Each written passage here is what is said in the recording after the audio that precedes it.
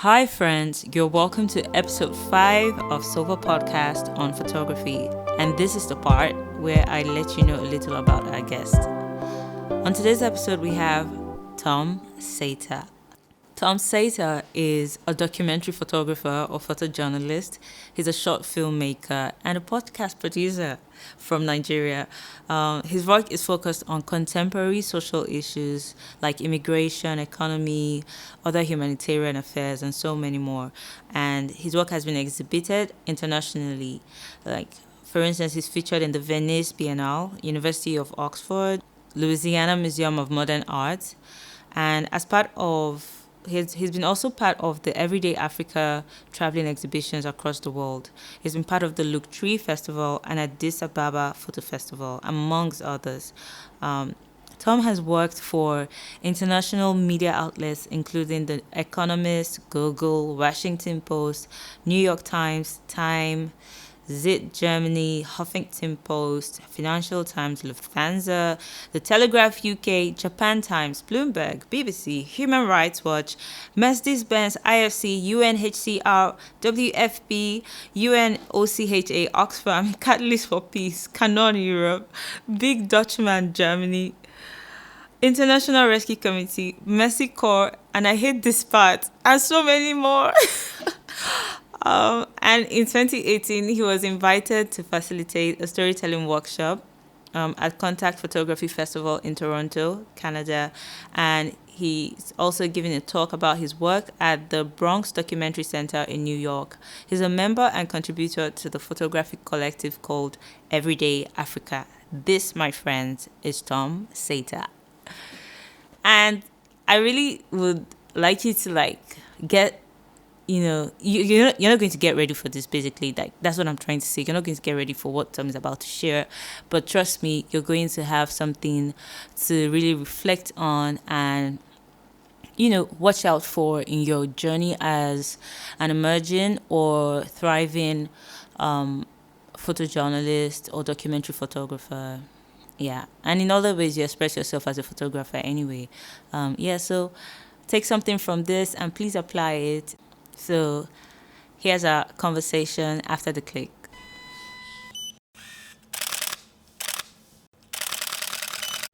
So Tom, tell me, what's on your mind right now about photography? What's on my mind now? These days, what's the big topic around photography for you these days? Okay, I mean, ever since you contacted me, sorry. Yeah. Since you contacted me about, this podcast, Yeah. I keep wondering what do I have to say, because I'm at a point in my life, or have been at a point in my life in the last almost 3 years now, where I've been struggling to question or figure out the direction of my work, or what am I doing as an artist, and in that process I lost myself in that process, where I was struggling a lot to even understand my life as a photographer, what I've been doing all along, and I'm not sure if I have an answer to that, but I'm just pushing myself and just going on in the process, trying to find out what's going on. I'm very confused with my career, honestly. Really? Yeah, I Yeah. am. I think that's the way I'll put it. I'm very confused. I mean, Uh, I've been doing this for almost 12 years. 12 years now, going, hmm. and I've covered a lot of stories. I've covered so many stories that those stories have in a way also affected my outlook on life a lot, Okay. and that has made me question humanity a lot. And I cover a lot of social issues, Mm-hmm. um, and these issues has got a lot to do with human suffering, and and as a human being, like, it just makes me question, you know why, as human beings, we inflict so much pain and suffering onto other people. Mm. um, and it comes with a lot of guilt as well, like feeling so much guilt. Like, I make good money when I get a job from doing what I do,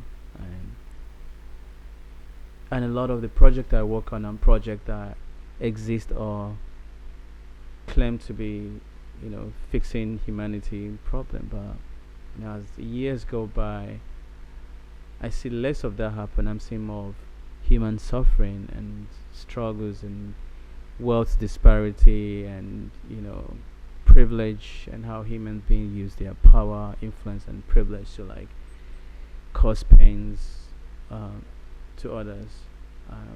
So it got me into a very confusing state where I struggled with a lot of guilt for so many years. Like, why does my life get better financially, and why do other people's life, you know, doesn't change?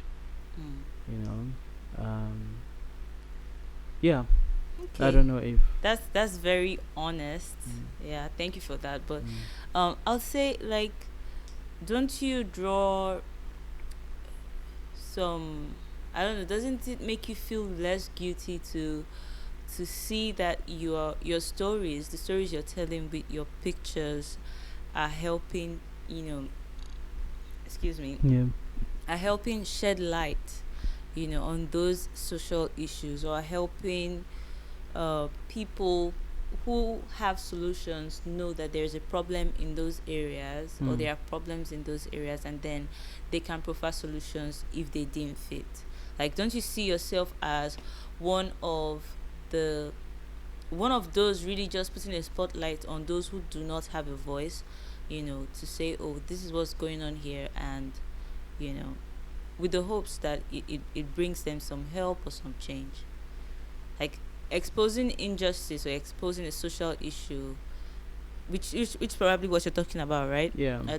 Doesn't it also, is it not in bid to bring a solution to those areas? Is it not in bid to get some attention, of some people who have the solutions? Or is it just, do you think it is just ending up as news and, traffic for some media websites and so Mm. on? Yeah. Um, I do. I mean, to a certain level, when I started this, I thought that I had a high expectation that my work would create a change, would create a difference. Will you know?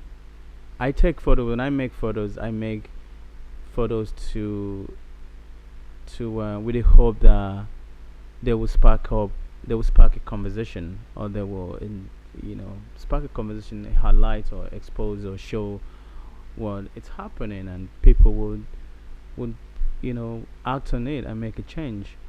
But again, it's just beyond that. And this is where it goes back to where my frustration also comes from. Like I said, I've been doing this for almost 12 years now, where you do this for such a long time, you keep, like, photographing the same situations all the time, and you're hoping that something will change.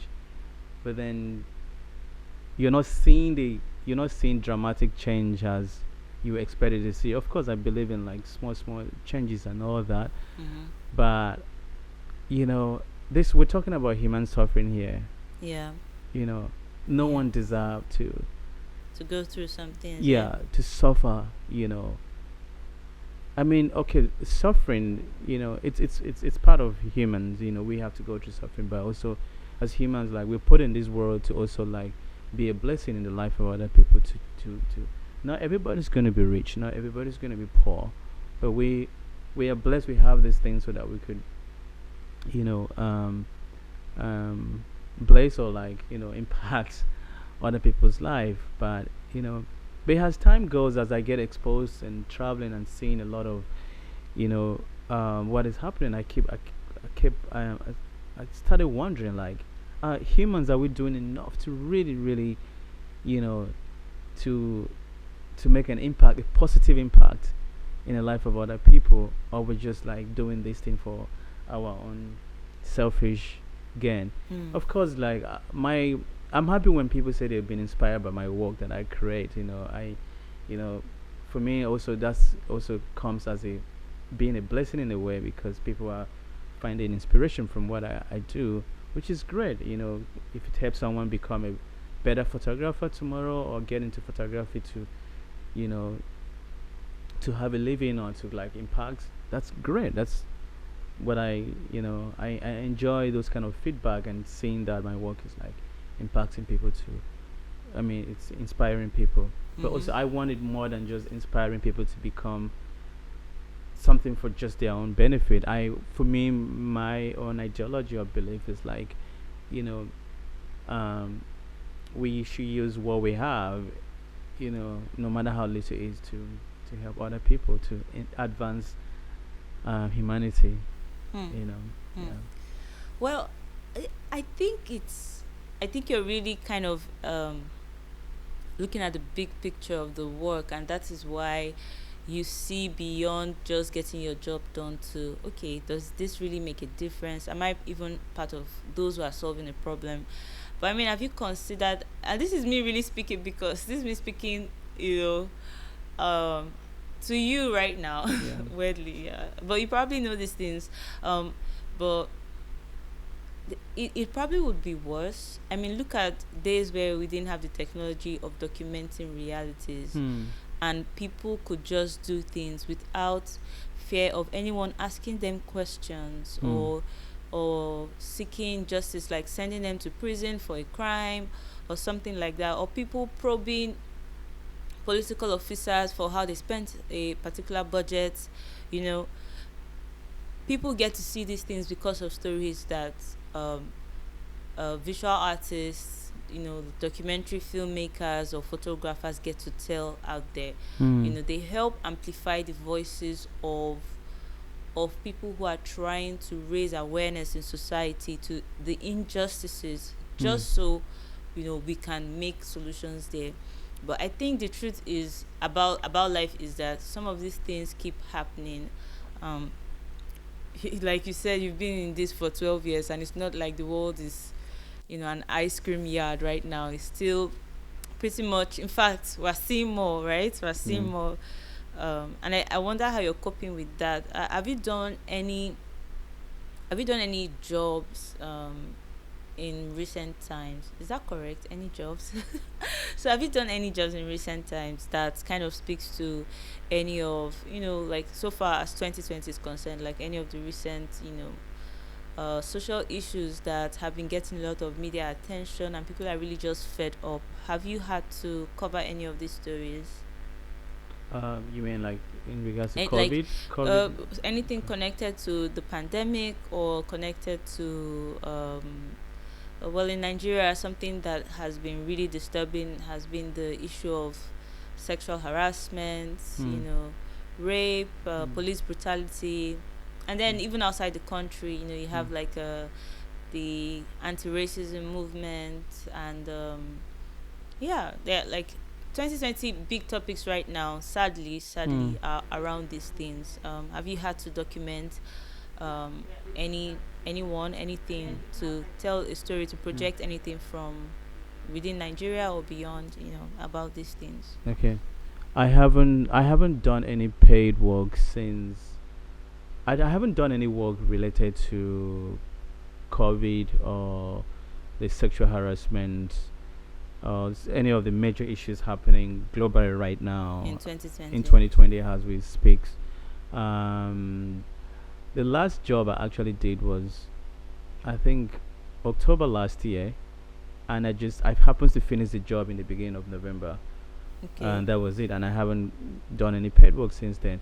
And so in January, on the 20th of January this year, I needed to get out of Lagos. I was really bored, and just I needed a break, and I needed some kind of a holiday. So I booked a flight. I got a really cheap flight from here to Rwanda, and I flew to Rwanda and then traveled around East Africa, which is Uganda, a bit of Congo, and then Kenya, all by bus.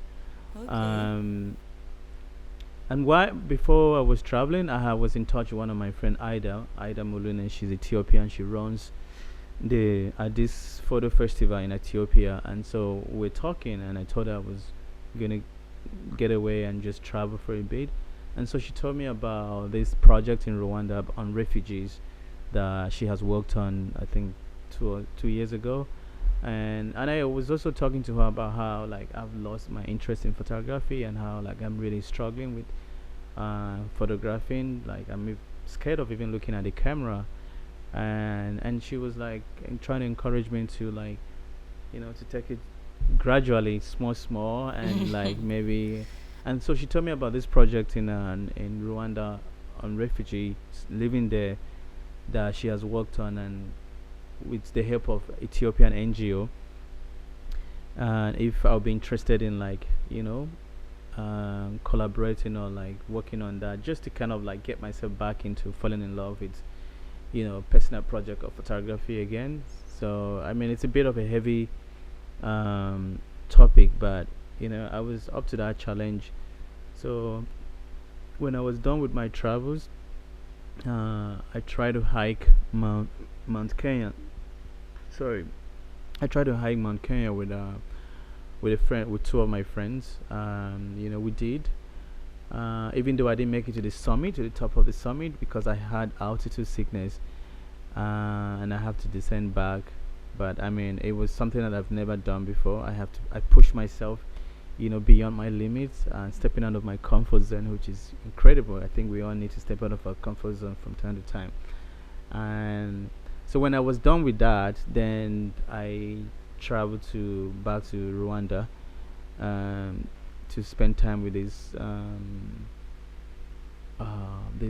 organization that then gave me access into the refugee camps there. So I was there for like a week, going to different refugee camps and photographing and spending time with the people there, which is in a way nice, but it was also very kind of challenging for me because for a while now I've struggled with human connection. I as a photographer I love humans. I love connecting with people.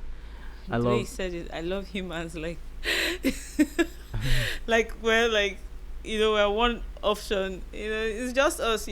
yeah. I love people. Yeah, I'm a yeah. lover of people. I Okay, I think love that's what you mean. Like you love people. Yeah, I love people. Yeah. I love people. Having conversation with people and photographing. I love human interaction. But Hmm. for a while now, like I said earlier, about how after years of covering so many different stories and seeing how humans have caused sufferings and you know suffering to other people, it made me like even after a lot of personal struggles as well, it made me become so scared of people, and I wasn't looking at people the same way again, so even to like photograph people that are even suffering in difficult situation was like It was hard. it was hard because there was this guilt. I felt like I'm a vulture as well. Like, you know, I I like to believe that when you're photographing people that have been through trauma, that have been through very difficult experiences, you're in a way kind of like magnifying their problem. You're reminding them of that problem because you have to ask them questions. You have to like get to know them by asking them all these questions. So um I felt it was a struggle for me, but I was able to like, make some photos around the camps. I think I went to about like 3 to 4 different camps around Rwanda, and these were like refugees from like Congo or refugees from Somalia, Eritrea, Sudan, from other countries, African countries who were trying to like make it to Europe, but they couldn't, and they were then returned back. Um, and so it was quite interesting to listen to these people's stories and make photos of them. Mm. So that's I would say that's one kind of a bit kind That's of an experience you've had so yeah far. story this year. This is one a bit kind of heavy. Mm. I mean heavy project that I have worked on so far this year. And when I finished that project, it was the beginning of the COVID, the pandemic Mm. that was happening, and a lot of countries were closing down their borders and all that, and I have to like quickly fly back home to Lagos. And since then, I've been in lockdown ever since then. Yeah. Yeah. Okay. Um, so from what you're saying, I see that I think it's called like when you have a high level of empathy, you tend to connect with people. You almost kind of feel what they feel. Yeah. When they're going through a hard time, it's Mm. almost like you're in it with them just from hearing their stories Mm. and seeing them in that situation. Mm. You wish you could do more, Yeah. and you feel that the weight of that for that time on you as well. And that's actually a good quality I think a lot of photographers don't have, which is what leads to some photographers exploiting people's pain to make stories out of them, because it will end up on World Press Photo or something like that. So this leads me to another question. Like right now, I can see on your door. Let me just call this a door. So on your doorpost, you have kind people are my kind of people. Kind people are my kind of people. And I remember you having like a T-shirt or something like that says "Be kind." Yeah. Am I right? Yeah. So kindness is something that matters to you. But what has that got to do? How has that mentality, come into your work as a documentary photographer? Yeah, a documentary. You do more than photography these days, don't you? Sorry? You do more than photography these days, don't you? Yeah, like you mean like with skills, in terms of skills? Yes. Yeah, I do films as well, like Okay. short films, and sometimes I do play with audio. Okay. So, how does that help you as a storyteller, audio visual storyteller? Yeah. Yeah. I mean, I'm just I'm experimenting. That's what I'm. No, I mean the mentality. Be kind. Yeah. Oh, you mean like?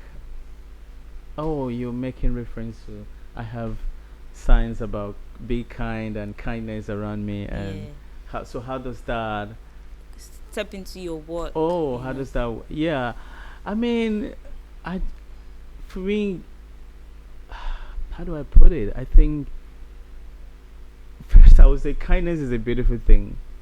It's a beautiful thing. It's a beautiful thing. Kindness is a beautiful thing. Sure. And as humans, like, we need kindness. Like kindness, like we all need kindness, and I think, I really don't know. I'm a kind, like I don't like to say I'm a kind person. It's okay. But that's not a bad thing. If you're someone who is kind, that's okay to say. You're actually kind, Tom. I know you to be a kind person. Don't let me blow your trumpets now. I could go on. Yeah. But the reason why I become a bit kind of vocal and visual about kindness is because, as I said earlier, it's like I've seen a lot of, sufferings that has been caused by humans to other humans, and I'm like, we could avoid all this then if we're just like kind to each other.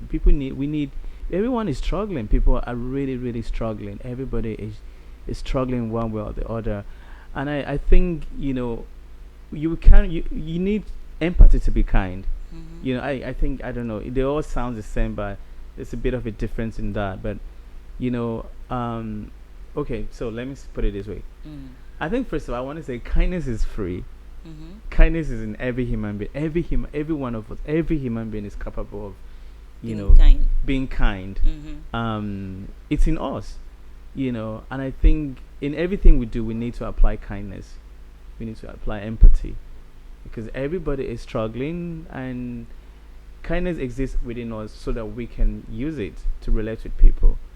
So as a photographer, I'm, like I said, I feel like I'm making money sometimes from the misery of other people, like telling other people's story, and the least you could do is just be kind to these people, because they're giving you something. Anytime someone stopped for you to photograph them, every time someone stopped to share a story with you, and you lift up your camera to them, they're doing you a huge favor. They're being kind to you, and you have to be kind to them. And just even beyond photography, we need to apply kindness in everything we do. I was homeless for a very long time, and I experienced a lot of kindness from other homeless people. This all we knew. We have, and it made me realize that people who don't even have tends to even give more. Because they know what it feels like to be in that situation, and they They're don't more generous. yeah, they're more. I wouldn't say, I've known people who are rich and are very generous and very kind, so I wouldn't want to generalize, but I'm just saying that you don't have to step into other people's shoe to be able to be kind. We just need to be kind to everybody. I think it works like magic. It's like it works like magic. How do you mean? Like, does that make your work easier? Does it make people open up to you better? Does it make them like what? How does that help you? How does that help you in your work? Really? I don't use kindness because I want people to. Okay. Because you could be kind to somebody and they could treat you bad. True. They could still say no to you. True. Like I'm saying, kindness is human. Mm-hmm. Regardless of whatever you're doing, whether you're a doctor, everything. Sorry, you need kindness. Yeah. But I mean, as a photographer, like, I'm just a kind person where I apply that in every aspect of my life. So the way I talk to people, I talk to them, I try to talk to them in a very kind way. I try to, first of all, I apply empathy, and I'm big on radical empathy, and I think these are things that they're inside of us. I like to, they're ingredient elements of being human. As humans, we need that. We need empathy. We need compassion. We need kindness. Yeah. And so, if as a photographer, I try to apply all these things, in every aspect, in every job that I do, And I'm just. I don't know if I'm answering. I'm answering this. As long as you're being honest. Yeah. We just want to step into the mind. Yeah. For a little bit of Tom Saater, just to learn from you how you see things from your perspective, so telling a story, your experience, and thank you. You're sharing exactly what we need to hear, which is the truth. It's not rosy. You get challenged doing all the time. work. You have months going on without assignments, Yeah. and you still make out time to do your thing. Yeah. So that's really good to hear. I feel like it's very relatable. Let me not, because it's not about me, but yes, Tom, like sometimes I tell you to, like, I'm not sure. I was looking at my pictures. Google sometimes brings old pictures to your phone memory, and then you see old pictures that you showed. I'm like, oh my god, I used to shoot better. I should go back to this, or just go forward and do better. But I get the part of being challenged from time to time. So yeah, you mentioned something about being homeless before. I know personally, I've heard your story, thanks to Photographer's Collage of 2016. Yeah, that's when I met you. That's when we met. Thank you, Tom. Yeah. That did change my life for real. How? It did in many ways that I can say right now. But yeah, just, well, I don't think we really have to go into a lot of that. Hopefully maybe we get another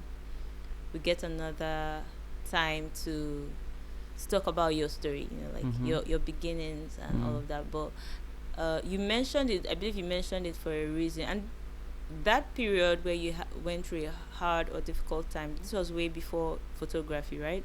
Or was this while you were trying to start up as a photographer? You mean when I was homeless? Yeah. No, that was before I became a photographer, and I became a photographer while homeless. And I was able to make money from my first photography gig to get a house. So photography kind of took me off the street. Oh, that's nice, because most people kind of see photography to be you know, something people who have some money can afford. You know, you need to Mm. buy this nice camera Mm. and, you know, this nice lens and all of that Mm. to go to some fancy occasions, you know, to shoot really glamorously looking people. So that's what it looks like in the Instagram world. But Mm. so how did you start? Like 12 years ago, oh my god, my math is really poor, but that's like 2020 minus 10, that's 2010 minus 2. 2008. Yeah, Yeah. I yeah. mean, Okay. professionally, that's when I started. Yeah. Okay. So professionally, so 2008. how can you just quickly tell me like how did photography become a channel for you to have, you know, to have a different kind of livelihood, you know? Yeah, without having all the resources at your Hmm. disposal. Hmm. Um. I mean, first of all, my experience or exposure to photography was, like when we're growing up as children or kids. Like every Christmas, you go to uh, the photo studio Yeah, to take a photo, yeah. and you never even get to touch the camera. You stay in the studio, and the guy just like And you see your nice flash, picture. yeah, Yeah. and all that. You just couldn't wait for the print to come out. You have to Mhm. wait for days for them to develop Mhm. and all that. And yes, that was my experience, my first experience with that, and I loved that, the act of that. Like even sometimes just the whole process of, you know making those photographs was just amazing for me. So I was always like fascinated with like photography from a young age. Mm. But then when I was homeless, you I was very like I do not doing anything, and I wasn't begging for money on the streets. So like I would sleep with other homeless people, and they wake up to go and beg, and why I would just stay there. And this was like close to where they sell newspapers and magazines. Mm. So I wake up and I'll sit at the newsstand where they sell magazines, and I'll just browse through all the magazines and newspapers.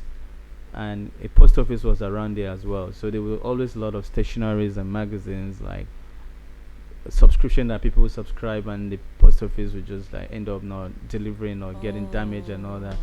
So I was exposed to all these things, so I would look at these things all the time. And then I would also sleep on these magazines, newspapers as well. Sometimes we would lay them as our bed, and sleep on them. So Mm. you constantly being faced with images all the time. I get that. And I was like, "Oh, this is quite interesting." So it you're homeless, but you're seeing stories of people from different part of the world, like a photo that was taken by a photographer from New York who is in Iraq, or who's in India, who's somewhere in Russia, or in Kenya, and all over the place. You're seeing all this, so you're seeing what's happening in other world through these Yeah. magazines. And I was like, this is like, interesting. Like and I around me here, I kind of saw life on the street also being very interesting as well. So I was like, I would love to Capture. I captured this, like, and so I didn't have a camera, but when I see people with a camera, I would just walk up to them and try to be friends with them. Mm. Yeah, so that was just how it started. But as a homeless person, a lot of people don't want to trust you with their camera. They think you're gonna like Running real. run away, run away with the run away with their camera. So I had a notebook. I bought a notebook, and so sometimes if I see somebody with a camera, Mm-hmm. I will sketch. I'll try to sketch the camera, Mm. and then I will. That's if the person did not want to talk to me, but they're Mm. still hanging the camera. I would Mm. just like, sketch it, and then I will find somebody who eventually have time to talk to me, Mm. that has a camera, and I will use that as a way to get to them. Like, oh, like I have a picture of this. What is this button? What does this thing do? What does this thing do? And Yeah. then they will lift up their camera. And say, oh, it's here. Like this Yeah. is what it does, and this Yeah. is it. And then it start like that. So also I started like connecting with people from time to time and learning, and then they were like a library, a public library around there too, but they didn't have books on photography, so I just go in there to just look at pictures and like, and then later on I got to learn about the internet. So someone told me, yo, you could go on the internet and read about this thing. So I started going to the internet, and I couldn't even afford that, but I would go to a cyber cafe, and so when I would wait when people drive their car um to come to the cyber cafe. If their car is dirty, then I will go and like clean their car or wash their car, and then I will tell them, hey, like, it's either I will ask them first, like, can I wash your car, and then I don't need money from you, but maybe just leave like 15 minutes of your internet time, because back in the days they used to use a code Yeah. where you I did it too. I Yeah. know what you're talking about. yeah. So that was how I was like trying to just like Yeah. get access to internet, and like I'll ask people for time, and I'll go to cyber cafes as well and help them to clean as well, and then they'll give me like sometimes 10 minutes. Sometimes. And you were doing this to learn about the Photography. camera, about Yeah, photography. to read about it, because I've just got fascinated by it, and I just wanted to learn more, and I wanted to just be busy. I wanted to have a purpose, and a lot of, like I said, a lot of these homeless people that I was sleeping, a lot of them will they will go out to beg, stay on the street and beg, but I just I didn't want to do that. You know, I felt like, because I watched a lot of them like rehearse how to beg and how to make people feel pity on them, and I felt like this is like taking away your dignity. It's really inspiring to see positive stories come from that perspective, like, oh, you could have had a humble beginning, but it doesn't really stop you from aiming for the best. I just want to say, like, right now, okay, Tom, you're not asking me to do this, but I'm just going to do it. Okay, you showed me your cameras some minutes ago. I'm right here in your apartment, right? And if I put all these things together in cost, I'm sure you can you can, like, if we give it to you back then, you could get a house, you could get so much. And I'm just saying this again to kind of encourage that young person who is really starting out in photography and thinking, oh well, I don't have nothing, and yeah, don't give me motivational talks like inspire to aspire to get you. If you can dream it, you can achieve it. If you can think it, you can be it. That's not what I'm trying to do, but really from your story, it's almost like that's what happens. You kind of stretch for something beyond your corner, and yeah, I feel like you're there right now. You can afford this life, and you can afford the gears, and you can afford to do that thing that fascinated you, that you couldn't even hold the cameras then. You would have to draw it sometimes just to learn about it, and now you can afford to get those things. And which is even not the destination. The destination is even still more purposeful, which is to tell these stories and hopefully create change or impact lives positively. So I'm just saying that again for our listeners. So now, what are you reading these days? Like, what influences you these days to, because this is 2020, you've been doing this for 12 years, you have a lot of followers, people look up to you. I personally respect you, your work, the brilliance, the simplicity, and your low-key life, which speaks really loud, louder than your voice is heard online and all of that. What's inspiring you these days? What's influencing your decision making, your value system? What is building your character as a creative today? What are your sources? What are your go-to sources? Like, oh, this book or this voice or this guy. There's probably a lot, but you can give me like top 5.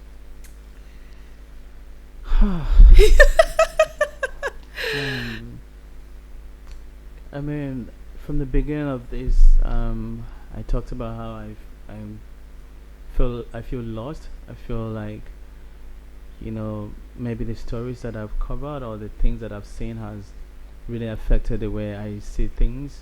I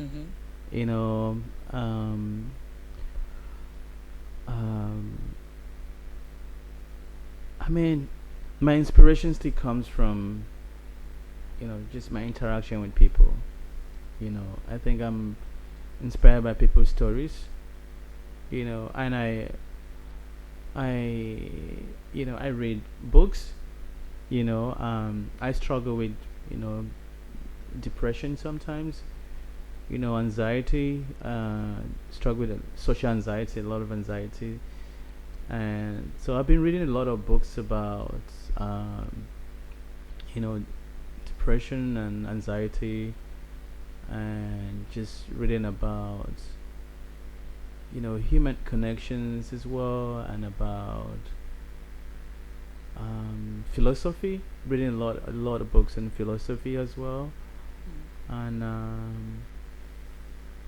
yeah, I'm reading all kinds of stuff, you know This seems to me like it has more to do with your mental and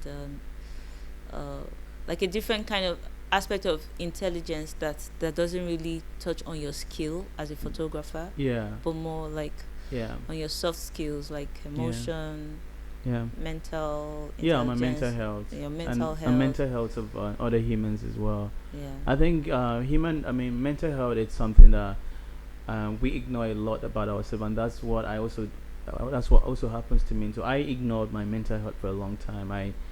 I didn't take it serious. I was so much just focused on my work, and forgot to take care of my own mental health completely. And so I'm learning a lot about that now. It's almost like really messed me up, mentally. And I'm like, oh no, I need to like really, I really need to focus, and I need to understand what's happening to me. And a lot of my friends, people don't even understand when I open about this to some people. They're like, oh, What are you what is, talking about? yeah. And that was my own same approach as well, when the beginning, when I started learning about depression and all this. I was like, that words even sounds foreign to me. Yeah, we Yeah, don't put it a lot in our vocabulary. Like yeah, locally here, it's yeah, it's not very common. Yeah. yeah. And a lot of trauma. First time I heard the word, like, you know post-traumatic, disorder, Stress or trauma, was disorder. like Yeah. in 2012. I was like, what is that? And so I really never took this thing serious. And also, I work in a very difficult environment. And also, man, living in Nigeria is difficult. Living in Lagos is difficult. Yeah. I spend a lot of time in like Yeah. very difficult environment. Mm. Uh, and also, one moment, like, you're in a very run down, very poor community. One moment you're hanging around with like rich people who have no idea what it means to survive in such a place. Mm. So I was like going back and forth with all this now, and I was really struggling a lot with that as well, especially like when I moved to Lagos here. The wealth disparity here really messed me up. Like, so many rich people here, but so much poverty here, and no one is really talking about this thing. People on the island don't even want to go to the mainland. They don't even know what life is like on the mainland. Like, there's just a whole lot of like so many social issues here that it's causing a lot of human disconnection with humans. Mm-hmm. And then everyone is like so focused on social media, and like putting their life out there on social media, and not really Yeah. Not uh, really connecting in not person. really connecting and to understand. I was like, this thing was just messing me up, and I was like, what's going on? But and I just ignored it for a long time, and it got to a point where it really got it took a toll on me. Mm. And it's also one of the reasons I haven't been on social media for a long time. For 2 years, I took a break from social media. I'm just gradually beginning to like post Instagram stories. Mm. Gradually, even that, it comes with a lot of Yeah. anxiety, pressure, because Yeah. also a lot of my friends are like, oh, Tom, post now. Like, we want to know what you've been up to. You know, Mm. They care about it though. like, I They want mean to see well, what I'm you've been sure. up to. So like, Yeah. so like, I'm really like really reading a lot and trying to understand human, connections, and Connection. how this can affect us. And also, that's always my advice to young photographers when they come to me. I'm like, take care of your mental health. It's really important. Like, And be kind. I go back to always saying be kind to other people. We have a lot of empathy. Like, you know, you don't have to walk in other people's shoes to understand, to Stand, really be yeah. kind to them. Mm. Just know everyone is struggling. Mm. You know. So I'm really learning, really trying to understand Can you humanity. give me one source? I'd like a name so that A name of whoever is what? listening, like, I don't know, it could be helpful. Maybe a book. A book. Uh, So at the moment, I'm reading a book. It's just there. It's called Lost Connections by Johan Hari. Um, okay, Lost Connection by Johan Hari. okay, Yeah. okay. That's good. Any other one? One more. Um. Other than that, I'm watching a lot of YouTube videos. There's a lot of videos on TED Talk. I mean TED Talks on YouTube online. So I just go online and I just look up videos, on Okay. depression, mental health, and anxiety Mm. and all that. So I just look through whatever is interests me. I just read. So I'm reading a lot about that. I'm reading a lot on just on general on social issues. Yeah, and yeah. Okay, that's good. Thanks. One more thing. So that's on the part of what you're really reading right now. Mm-hmm.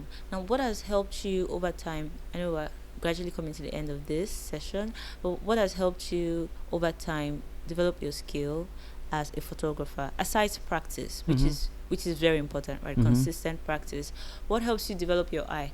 I'll give you an instance. For me, I remember like year 2015, I realized like photography is a lot more than just, what what you do in like a photo studio. Mm-hmm. Like when I started learning about documentary photography, Mm-hmm. um I I I I scrolled or browsed through WordPress photo sites a Mm-hmm. lot, and I Mm-hmm. would just always check like the best images from a Mm-hmm. particular year, and I'm like, oh, why? And I'll look into the story and see, and it really helped me build my eye in a Mm-hmm. way. Like I could see, I can tell a photograph that's really brilliant sometimes Mm-hmm. just from studying. So are there photographers you look up to that you learn from, people that help critique your work, Mm-hmm. yeah, just so we can learn from them as well. Mm-hmm.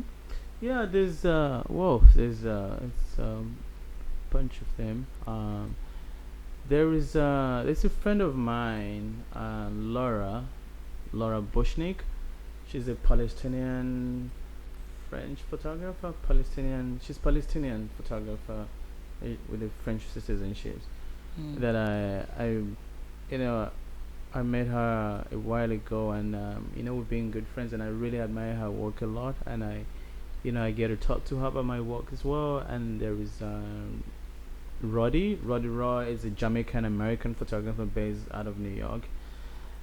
He's been photographing a lot on black struggles in America, Oh. and I really really love Roddy's work a lot. And I talk to him, um, a lot of times as well. And there is Ida Mulune, the Ethiopian photographer. There's Hannah Morales, the um, um, she's Filipino photographer. There's a lot of photographers. I can't remember their name right off Okay, my I'll, head I'll now. keep those for in mind. Yeah, I know Anna though. Is yeah, it Hannah. Anna or Hannah? Hannah. Hannah. She did Okay. her workshop here in Lagos. Yes. Yes. Yeah. Yeah, we have a lot of them. The list is so long. Okay. I'm friends with a lot of photographers, and Okay. yeah. Okay. Well, this for will do for now.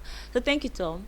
Uh, I feel like this is an open-ended conversation. If there's anything like that, like we could go on and on. Mm-hmm. Um, it's not open-ended actually. You've said a lot that we can point to, but thank you for the time. Thank you for pouring out honestly and openly. Now, finally, like finally, like, is Mm. there anything else you'd like to like let someone out there who really cares to know something that's on your mind, something truthful, something, just an extra, or to reiterate what you've said already? Is there something you'd like to say to someone who's hoping to learn something key from you, right? Yeah. Hmm. Well, I mean, Give us a life hack. I Come on, would come I on. would just say like just read. Read. Yeah, Okay. read like um we as a photographer, like I would say read. Research, like just do a lot of reading, like read on Okay. different topics. Okay. Step out of your comfort zone, read something, read about science, read about environment, read about biology, read something on philosophy, read just read, research and read different topics. Be open minded to learn new things, like um yeah. I would just say like that's what I do. Like I read a lot, Mm. just trying to understand people's different world, and just read. I get that. I Yeah, get that. a lot. So Tolani Ali is SOVA's dean. I Is don't, what? SOVA's dean. And What is that? it's just something cool. Mm. So she's like my partner Mm. on SOVA, and why she is because she's very big on the details. Mm. It goes beyond. She would always say it goes beyond just taking pictures. You have Mhm. to learn. She's a big reader. In fact, you want to piss Solani off, don't read. Don't be learned. Yeah. Just talk from whatever you have in your mind. Yeah. She really wants photographers to be studious and Yeah. studious or studious. Yeah, to read a lot, to learn, to see things from different Perspective. perspectives. Yeah. Yeah. Yeah. And do a lot of research. Yeah. Yeah. So yeah, I agree with you because I know that I know that there's a difference when I take my time to read up on something or to learn things differently. I It's get always to learn, learn something new about someone. yeah, and it improves my work, especially when I'm trying to say something about the Yeah. pictures. It's not just the pictures itself, but Yeah. when I have to write something about the pictures, it's informed. Yeah, usually. Yeah. All right, and that's it. I could go on. Thank you so much. Yeah. Thank you so much for